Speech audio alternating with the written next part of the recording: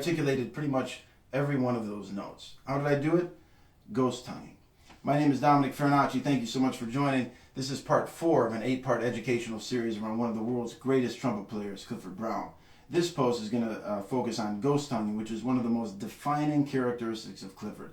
You can't listen to more than 3 seconds of him without hearing him use ghost tonguing. So we're going to talk about what it is, how you do it, and how you can apply it to your own playing. And before we get started, I just want to let you know that at the end of this series, I'm going to be sending out a PDF summary of all the talking points from episode 1 through episode 8. So if you'd like to receive it, just simply make sure that you're subscribed, and at the conclusion of the series, you'll get a copy. So ghost tonguing, what is it?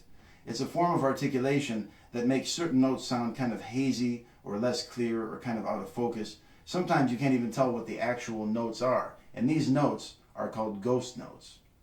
So the best way to learn how to ghost tongue is to simply sing along to part of a Clifford Brown solo. Because if you can sing along to it, meaning sing the notes, but also the articulation and the accent, then you've already figured out in your mouth physically what you have to do to be able to make that sound. And then you could apply it directly to your horn. So let's go to the opening phrase of Clifford's solo on September Song. It starts right around 2 minutes and 40 seconds.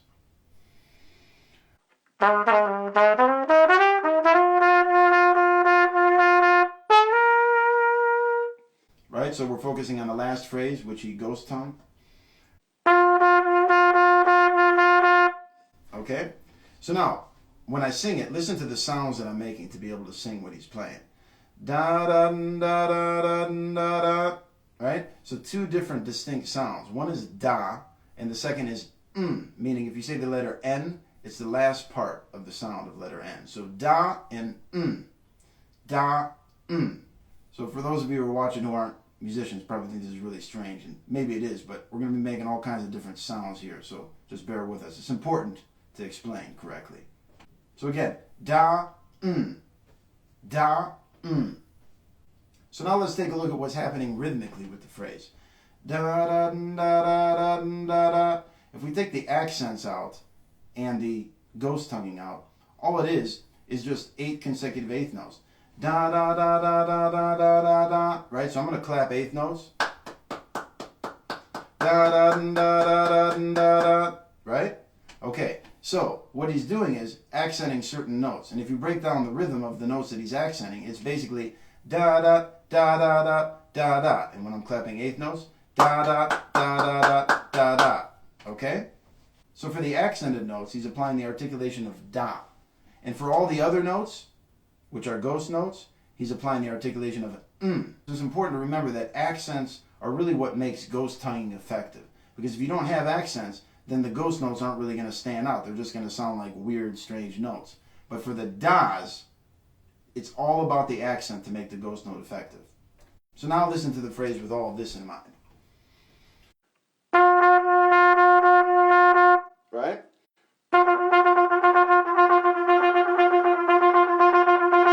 Okay? Good. So a good way to practice this while staying on one note for now is to come up with your own rhythm. Now pick an easy rhythm for starters that can be subdivided by eighth notes. So I'm going to use this rhythm. Da da da da da da da da. And then when I'm clapping eighth notes, da da da da da da da da. Okay? So all the other notes that aren't accented, I'm going to do But for the accented notes, I'm going to do da. So da da da da da da da da da. Okay?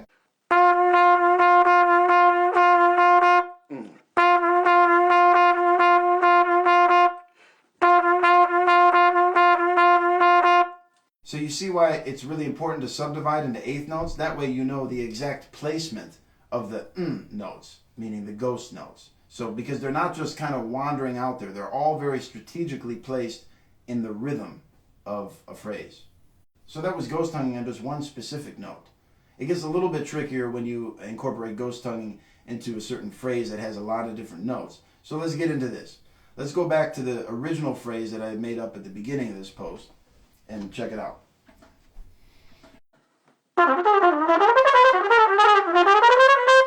Okay? Cool. So now I'm going to try to sing it, really overemphasizing the accents.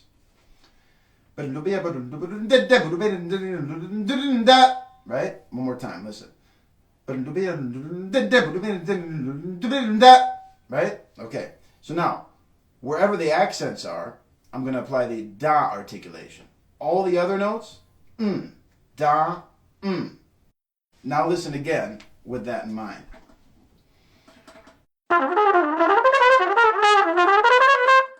Now I'm going to slow it down so hopefully you can hear the das in the The das on the accents, on all the other notes.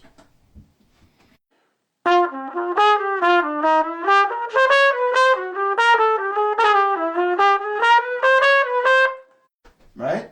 A little bit faster. A little bit faster. And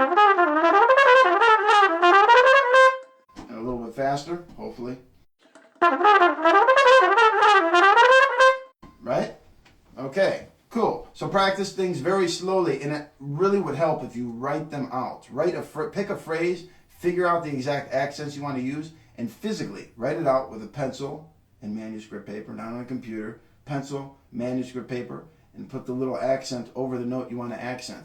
Making that visual connection and practicing slow is going to help to really reinforce this whole thing. And it's important that when you're practicing this, you really overemphasize accents. Overemphasize. I can't overemphasize that point enough, to overemphasize accents. Because then when you go to play it real fast, it pops out, you know? So now I'm going to improvise a little bit over blues and concert F, and I'm going to use a lot of ghost tonguing in different rhythmic contexts. And I'm always going to be thinking about the accent placement and really overemphasize the accents. 1, 2, 3,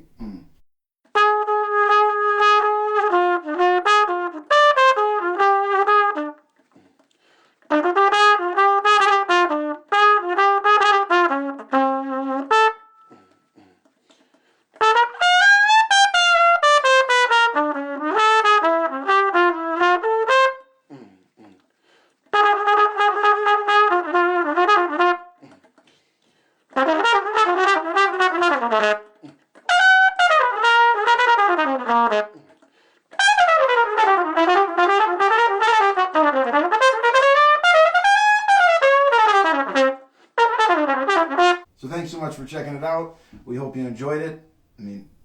I hope you enjoyed it. I certainly did. Had a great time. Thank you. We'd love for you to subscribe, especially if you want to receive the PDF summary. Just make sure we have your email. And please stay tuned for the next one, Accent and Articulation. It's a more acute focus on accent and articulation. And I think down the road I'm going to focus more on ghost tonguing because, it's its own world. There's so much to talk about. Thanks again. I'm Dominick Farinacci, and see you soon.